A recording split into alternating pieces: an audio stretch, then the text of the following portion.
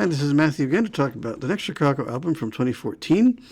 The last one was 35. Then Nashville Sessions, now it's up to 36, called Now. What this was, it was the first album of any original material since 30 back in 06. Obviously, you've had, some other things in between, but the first, actual, original stuff. Apart from the odd, things that have appeared other places. So, yeah, the first real one. And what they did here, wherever they were on tours, they would record things by themselves. And then there was some kind of web portal thing that they could somehow synchronize the tracks. They could upload them, and then the engineer guy would then synchronize them all together. As they went, they would be in hotel rooms or wherever they were. They could just upload it through the web. So modern technology, as it were, was coming in here. So that's kind of interesting. I'd like to know more about how that worked, but I don't have any idea. Just that it intrigues me that it's so cool that bands can do that now. If you can't get together, you can still make stuff and make it work. And be able to hear it back and still play along with things and as you go. It's kind of cool. The guy from the Christmas album is back, Lou Pardini, and I think another new person. This will be Jason Shipp's, unfortunately, his last album. I don't know what happened with that, but I really liked him. And this is another one I can only talk about. I can't stream it. I did buy it with, well after this. There was the Live in 75 album I've already talked about. And then there's Live in Japan in 16 that came out, which is not a numbered album. That I got too, and this one. And I didn't know that the other album had come out. But I have this one, but again, I moved a few years back to most of my life. But everything's in boxes, and I don't know where exactly it might be, and I would spend more time trying to find it than I would listening to it. So I know I've heard it. I liked it at the time. I don't remember much about it, unfortunately. As I said, all my stuff's not where I can get to it easily, and I don't have it converted anywhere digitally. So we'll talk about it, though. I liked it. I didn't know it was Jason Shipp's last album, sadly, but it is. We have the following tracks, though. Now it's called. Jason Shipp and Greg Barnhill wrote that one. Jason Shipp and Robert Lamb, Lou Pardini, who took in for Bill Champlain, of course, back from the Christmas album in 2011. More will be revealed. Robert Lamb and Phil Galston. Robert Lamb and Pardini sing this one. And then America. Lee Lemaine wrote this one. Pardini is the vocalist here. Crazy Happy. Jason Shipp and Lamb wrote that one. Robert Lamb and Jason Shipp were the vocals. Free at Last. Keith Howland and Trace Ebden and Robert Lamb all wrote this one together. Robert Lamb is the vocalist on it. Love Lives On. Barnhill Shipp and James Pankow. Jason Shipp on the vocals. Something's Coming, I Know, is Jerry Beckley and Robert Lamb. Robert Lamb and Lee Lemaine on vocals. Darn screen readers, I keep getting his name wrong because the screen reader calls it the wrong thing. Watching All the Colors is Robert Lamb and Lou Pardini, vocals by Lou Pardini. Nice Girl. Helen Ibden and Sheff are credited as the writers. Vocals by Keith Howland and Jason Sheff. So he gets to do some vocals again. Good for him. Naked in the Garden of Allah. Robert Lamb and Hank Inderman. Robert Lamb on the vocals. Another Trippy Day. That's a good title, I suppose. John Van Epps and Robert Lamb on the writing. Robert Lamb and Lou Pardini on the vocal stuff. And that is it. I really liked the song, at least the album at the time. I wish I could go back and hear it, but it would take too long to find it, and I can't find it online. Again, with fake playlists and things supposedly having it, and they don't, and it's just not streamable. Which is really sad because it's not that old. Again, this is like the same with the Beach Boys. I don't understand why bands and labels just put it out there, let people hear it. Who cares if it worked or didn't work? You're cheating people out of hearing what you did, and I don't like it. It's not cool. I wish they wouldn't do it. Our personnel, though, we have Robert Lamb keyboard and horn arrangements and synthesizer and programming and lead vocals and backing vocals. He was busy guy. Vocal arrangements, I guess. Leila Main is trumpet and flugelhorn and horn arrangements and horn transcriptions and lead vocals and backing vocals. And James Pecco was on trombone, horn arrangements. Walter Sater was the alto saxophone, and that's it seems. Assistant chef, bass guitar, and synth bass, keyboards, acoustic guitars, acoustic piano and lead vocals, and backing vocals and arrangements, it looks like. Just Eminem was on drums, and that is all he seems to have done. Keith Helen, lead guitar, guitars, Rhodes piano, horn arrangements, lead vocals, backing vocals, arrangements. Lou Pardini, our new guy, is on keyboards, organ, lead vocals, backing vocals. And a new guy,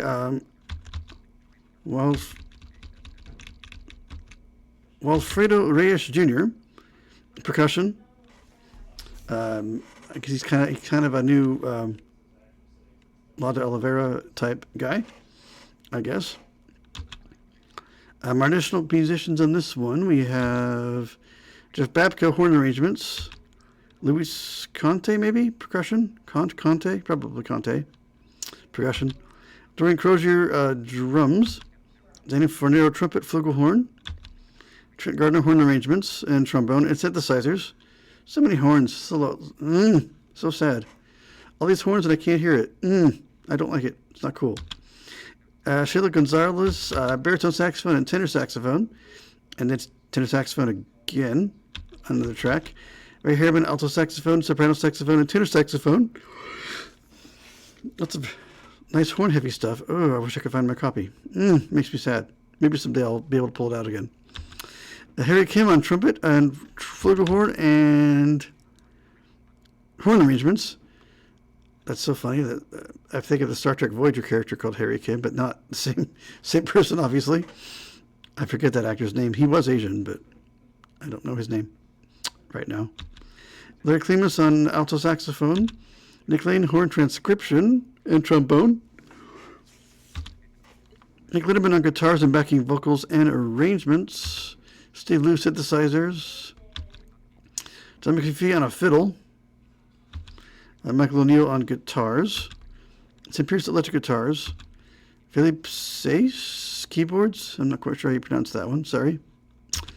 George Shelby, tenor saxophone. John Van Epp, synthesizers, programming, and arrangements also. Arturo Velasco on trombone. Nice name. Verdine White, bass guitar. David Williams on guitars. Production guys are Hank Lindemann was the coordinating producer and engineer and mixing. Because again, they had to put it all in, upload it, and he had to go and obviously get all synced up and get everything in its right places so that you can get a track out of it. Not an easy job, but an interesting way to do an album these days. I'm sure it's probably a lot more common now than even then. It probably gotten more common. Phil Galson, additional production and arrangements on track 2. Drew Hester was our drum track engineer. I think he's been on before. Keith Howell, engineer on tracks 5 and 9. Dave Collins on the mastering side of things. Rick Walsh, additional horn transcriptions. Lots of transcribing of horn things. Yeah. Robert Lamb and Trent Gardner art direction. So apparently Robert Lamb does some art stuff to some degree. I'm not sure exactly if it's drawings or paintings or sketches or what he does, but he must be some kind of an artist as well. That's kind of neat. Trick Gardner and Red and Blue and Lucky 13 design, package design, and graphics of some sort. Oh, each band each band member is on their tracks is each is the supervising producer on each track they did. So that's kind of a cool way to do that. And that is it. Then we'll move way in time to obviously we will have gotten Jason Schiff will have gone by this time, so we'll have a new person, but we'll be back to Christmas again. Yes, another Christmas album that again I knew nothing about, and stuff, but that one I know I can stream. I think I'm pretty good there. Our 37th album is going to be called. So they were able to make their own music with this album, which is kind of cool. And then we will jump to Chicago 37, which is going to be called Chicago Christmas, which I, again, knew nothing about and would have gotten had I known about it, but that's okay. That one I know I can stream, so we'll be good there. I just hate that these two would be, fairly. I like this album a lot. I wanted to hear the covers of the other. I remember liking this album when I heard it. And I want to hear the covers as I said on the previous that we see the video about that one, but not available. So yeah, unfortunately. But we'll do another Christmas album. I think there's a collection of some. I think there's like a combined hits collection too of Christmas songs later. But we'll get this one out of the way.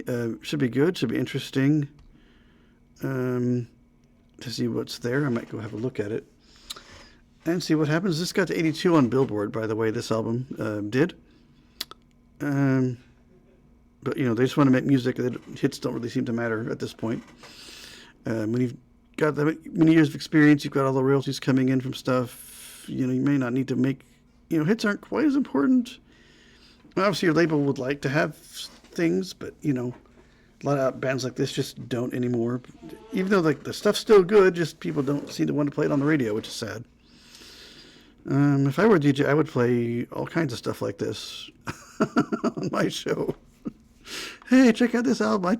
I'd plug the crap out of albums, I think, if I were a DJ. Hey, play the song again. I'm going to play it again. Eventually get in somebody's head. Oh, well, whatever. Yep. More Christmas tunes for next time in 2019, and there's only one other album in the mix there, I believe. So we're getting pretty close to at least the current time. Yeah. But so there's a new Who Live album coming out and a Stones album coming out in the summertime, so we might hit a new entry for those guys. See my other reviews about those albums. One's coming up pretty quickly. The Who album is. I will probably make a video about it just because I might try to announce the Stones one if I can find anything. But I know the Who, there's a release. But hopefully there'll be more albums of Chicago soon, I hope. But yeah, we'll hit the Christmas one next time, though, and see what interesting songs and what maybe they've done, different takes on things again that might be interesting to check out. We'll do that next time in the next video.